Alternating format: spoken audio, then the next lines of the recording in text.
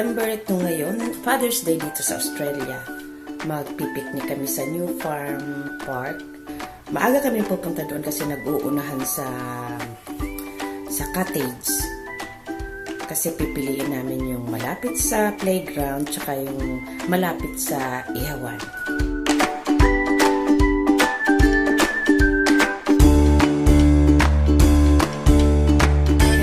Kami dito as usual dito sa 7-Eleven para mag-coffee.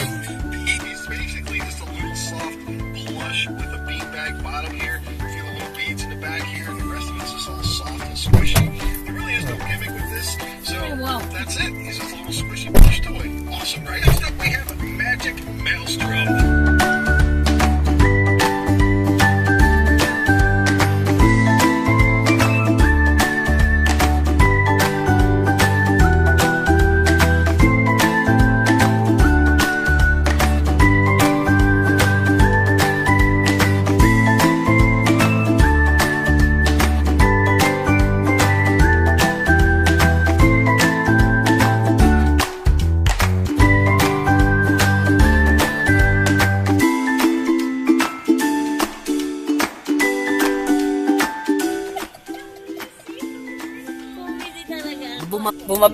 Bumaba dito sa grocery sa IGA. Sa IGA market bago kami pumunta ng park kasi si Nanay nakalimutan mag-shoes. Wala siya ni tsinelas, wala.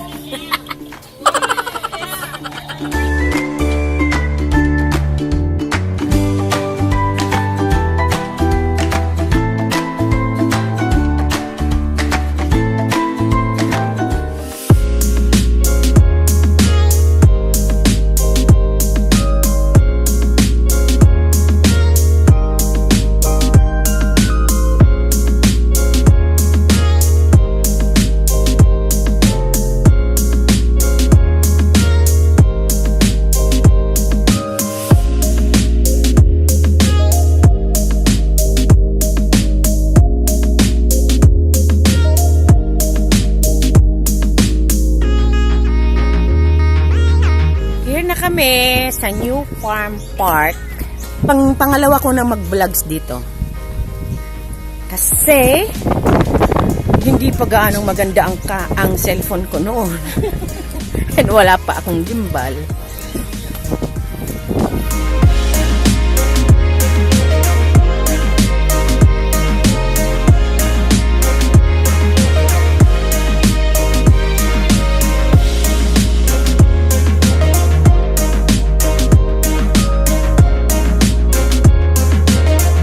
Itong cottage na tong nakuha namin, at least may faucet, tapos malapit kami dito sa ihawan, and then nandoon ang toilet. Hinihintay pa namin yung mga kasamahan namin.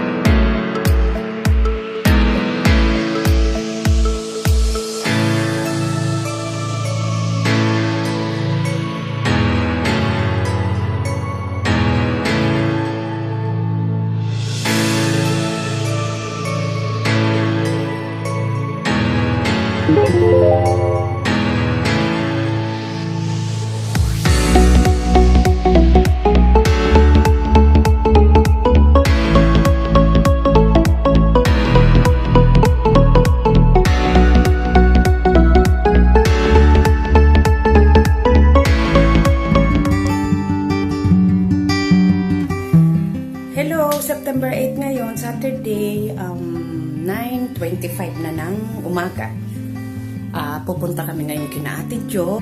Kung napapansin nyo ang buko ngayon, is naging define na ang curl niya. Kasi dahil sa YouTube, kaya nalaman ko na kung paano mag-alaga ng curly hair. Kasi nung kabataan ko talagang hate ko ang curly hair. Gustong gusto ko yung naiinggit ako sa mga kaklasmate ko na mga straight hair.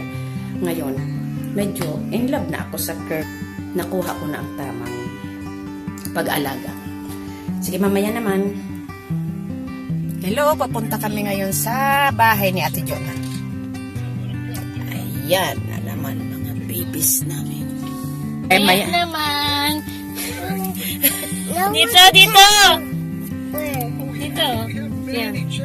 Paalis na kami rito sa bahay ni Ate Jo. Pupunta na kami sa first house nila. To say goodbye. Oo, malungkot na masaya. Malungkot kasi yun ang first house nila. Masaya kasi milyonarya na siya. Uy, ano ba naman sa'yo?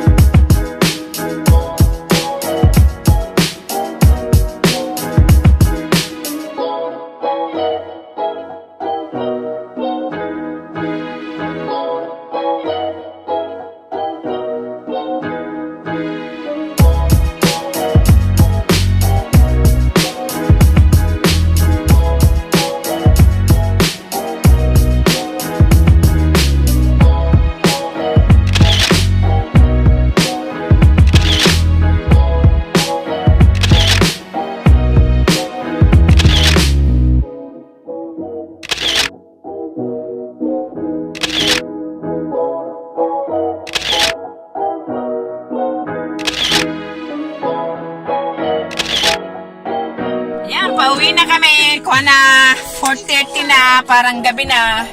Kasi umuulan. Bye-bye!